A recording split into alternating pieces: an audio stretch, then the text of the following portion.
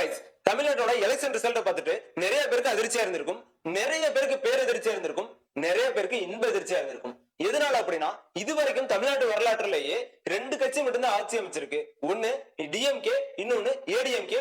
அதை விட்டோம்னா காங்கிரஸ்.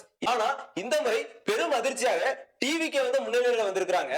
இது யாருமே எதிர்பார்க்காத ஒரு விஷயமா தான் தோணுது. என்னடா இது, டிவிக்கு ஒரு 40 இடங்கள்ல இல்ல ஒரு 50 இடங்கள்ல தான் வரும்னு எல்லாருமே எதிர்பார்த்துட்ட இந்த நேரத்துல, ஆனா இப்ப டிவிக்கு 100க்கும் அதிகமான ஒரு இடங்களை பெற்றிருக்குது. ஆனா இப்ப டிவிக்கு ஆட்சி அமைக்குமோ அப்படின்னு கேட்டா 118 தொகுதிகள் இருந்தாதான் டிவிக்கால ஆட்சி அமைக்க முடியும். ஒருவேளை டிவிக்கு 110 இடங்களையும் டிஎம்கே பாத்தீங்க அப்படின்னா இப்ப கரண்ட்ல போயிட்டு இருக்கிறது, இப்ப 6 மணி நிலவரப்படி கரண்ட்ல போயிட்டு இருக்கிறது பாத்தீங்கன்னா 62 இடங்கள்ல இருக்கு. ஏடிஎம்கே பாத்தீங்கன்னா ஒரு 52 இடங்கள்ல இருக்கு. ஒருவேளை டிவிக்கு ஆட்சி அமைக்க முடியல அப்படின்னா டிஎம்கேவோட உதவியோ இல்ல ஏடிஎம்கேவோட உதவியோ இல்ல இந்த 2 பேரும் கட்சிகளுக்கு இடையில் இருக்கிற கூட்டணி கட்சியில இருந்து ஏதாவது ஒரு உதவி பெற்று டிவிக்கு ஆட்சி அமைக்குமா அப்படிங்கறத இப்ப பெரும் பேசும் பொருளா இருக்கு. இந்த சூழல்ல பார்த்தோம் அப்படின்னா பெரும்பாலான கருத்து கணிப்புகள் டிவிக்கு ஒரு 40 இடங்கள் தான் பெறும் அப்படின்னு சொல்லிட்டு இருந்தாங்க. ஆனா இப்ப டிவிக்கோட ரிசல்ட் பாத்தீங்க அப்படின்னா மிகப்பெரிய அதிர்ச்சியாக தான் இருக்கு.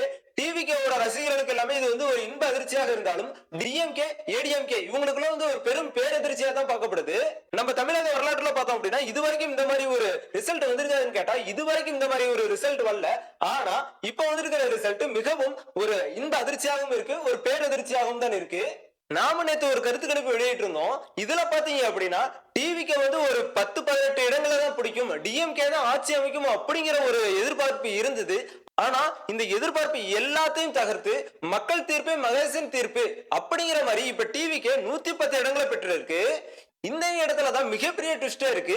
ஏன்னா ஆட்சி அமைக்கிறதுக்கு இந்திய அரசியலமைப்பு படி 118 இடங்கள் வேண்டும். தமிழ்நாட்டை ஆள வேண்டும் அப்படின்னா 118 இடங்களை தனிப்பெரும்பான்மையோடு கைப்பற்றினா மட்டும்தான் டிவிக்கேனால ஆட்சி அமைக்க முடியும். இந்த சூழல்ல தான் டிவிக்கே 110 இடங்கள்ல தான் வென்று இருக்கு. இந்த சூழல்ல டிவிக்கே ஏடிஎம்கேவோட கூட்டணி வைக்குமா இல்ல டிஎம்கேவோட கூட்டணி வைக்குமா இல்ல இந்த 2 கட்சியும் வேணாம் அதுக்குள்ள இருக்கிற இதர கட்சிகள் இருந்தாலே நாங்க ஆட்சி அமைக்கலாம் அப்படின்னு ஏதாவது ஒரு இதர கட்சிகளை எடுத்து டிவிக்கே ஆட்சி அமைக்குமா? நாம இதுக்கு முன்னாடி சொல்லி இருந்த மாதிரி மாற்று அரசியல் வேணும் அப்படின்னா இங்க 2 கட்சி மட்டும் தான் முன்னாடி வரும் அப்படின்னு எதிர்பார்த்துட்டு இருந்தோம். ஒன்னு டிவிகே, இன்னொன்னு என்டிகே. டிவிக்கு பாத்தீங்க அப்படின்னா ஒரு விஜய் அவர்களோட அலையால ஒரு 40 இடங்கள்ல கைப்பற்றும், என்டிகே வந்து பாத்தீங்க அப்படின்னா ஒரு கொள்கை ரீதியா ஒரு 20 இடங்கள்ல கைப்பற்றும் அப்படின்னு பார்த்தோம். ஆனா என்டிகே 234 தொகுதியிலும் இப்ப டெபாசிட் இழந்துட்டு வர்றது அப்படிங்கறத இப்ப வரும் ஒரு செய்தியாக இருக்கு.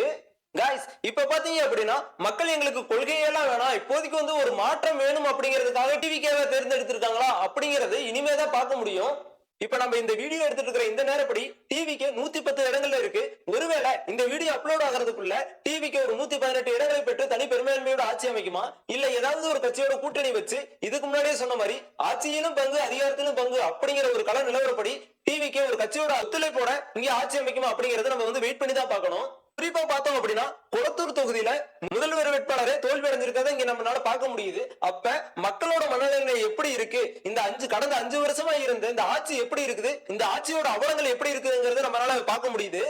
ஏன் அப்படின்னா சின்ன ஒரு எம்எல்ஏவே இங்க வெற்றி பெறப்ப ஒரு முதல்வர் வேட்பாளராக இருந்த ஆல்ரெடி முதல்வராக இருந்த தமிழ்நாட்டை ஆட்கொண்ட ஒரு முதல்வர் வேட்பாளர்னாலே இங்க வந்து ஜெயிக்க முடியல அப்படின்னா கள நிலவரம் எப்படி இருக்கு, மக்களோட மனநிலை எப்படி இருக்குங்கிறத நம்மளால நல்லா தெளிவா பார்க்க முடியுது. இப்ப டிவிகேக்கு விழுந்திருக்கிற இந்த ஓட்டு, டிவிகேக்கு விழுந்திருக்கிற இந்த வெற்றி ஒவ்வொரு தனிப்பட்ட வேட்பாளரோட வெற்றின்னு கேட்டா அப்படியெல்லாம் சொல்ல முடியாது. ஏன் அப்படின்னா இங்க ஒரு தனி மனிதனுக்காக ஒரு முகத்துக்காக விழுந்த ஓட்டு, ஒரு முகத்துக்காக விழுந்த வெற்றின்னு தான் நம்மளால பார்க்க முடியும்.